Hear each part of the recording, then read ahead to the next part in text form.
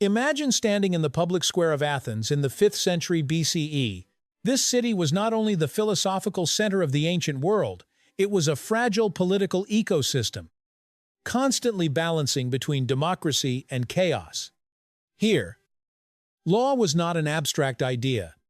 It was carved into stone, and among those laws was one that shocked outsiders. Cutting down a sacred olive tree could lead to execution or permanent exile. Why would a tree be protected more strictly than private property? To understand this, we must step into the context of the ancient Mediterranean, a world of dry soils, unpredictable wheat harvests, and relentless warfare. In that environment, olives were not merely food. They were light in the night, fuel for oil lamps, medicine for wounds, cosmetics, lubricant for athletes, and, most importantly, a commodity that could be transported, stored, and traded across ports. Olives were not just crops. They were biological infrastructure, and in a world without electricity, without banks, without complex credit systems, olive oil became liquid gold. The story of the olive did not begin in the marketplace. It began with myth. According to Greek mythology, the city of Athens was named after a contest between two gods, Athena and Poseidon. Poseidon struck the ground with his trident, producing a saltwater spring, a symbol of naval power and military strength. Athena planted an olive tree. At first glance, it seems like a clash between war and agriculture. But beneath that myth lay a strategic choice. The sea promised trade and fleets, but it also brought conflict and plunder. The olive tree, by contrast, demanded time, stability, and long-term settlement. An olive tree takes 5 to 10 years to bear fruit and decades to reach peak productivity. It forces a society to think in generational cycles rather than seasonal ones. Biologically, olives are perfectly adapted to Greece's arid climate. Their roots penetrate deep into limestone, tapping groundwater that wheat cannot reach. This turned the olive into a form of survival insurance against drought. When Athens chose the olive in myth, it symbolically chose an economic model built on sustainability, not immediate power, but long-term accumulation, not plunder, but investment. And that decision helped create a trade system that spread across the Aegean Sea. Olives do not suit nomadic life. You cannot carry an orchard on horseback. Planting olives is a declaration, we are staying here.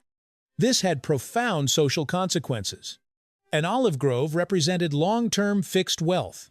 It encouraged laws governing land ownership, inheritance, and resource management.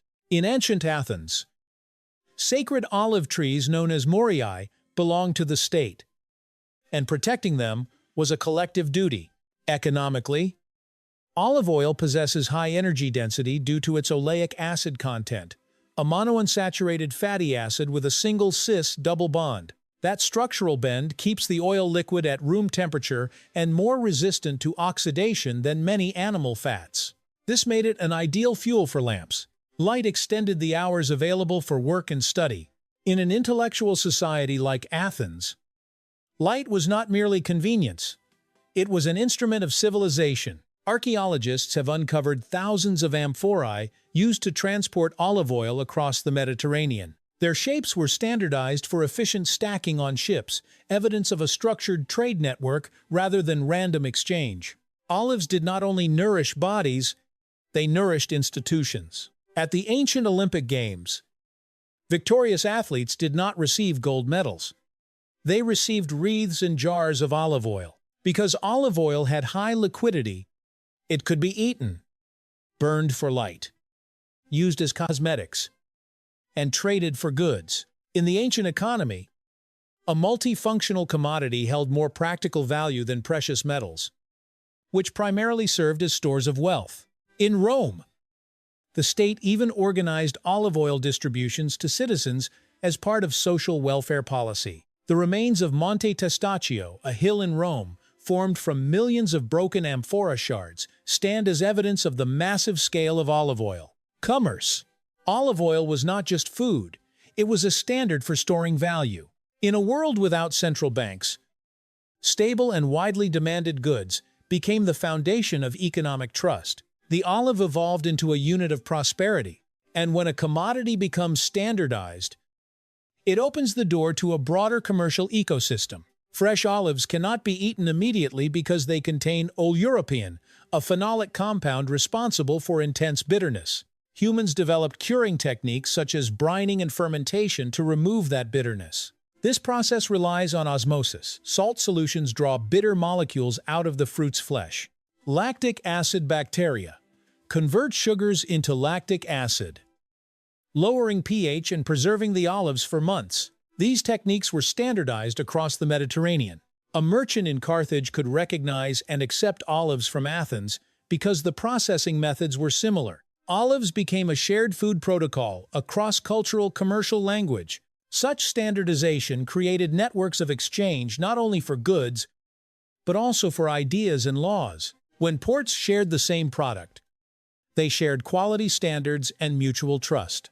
Thus, olives connected cities not only through merchant ships, but through consensus. The olive tree posed a strategic question to every civilization. Do you want immediate power or long-term stability? You cannot produce olive oil without enough peace for trees to mature. You cannot sustain trade if constant warfare burns orchards to the ground. The olive forced humanity to think in decades, not days. And perhaps that is why, for thousands of years, a bitter fruit managed to shape laws, commerce, and even myth itself, not because it was glamorous, but because it taught humanity how to wait and how to build empires on the foundation of patience.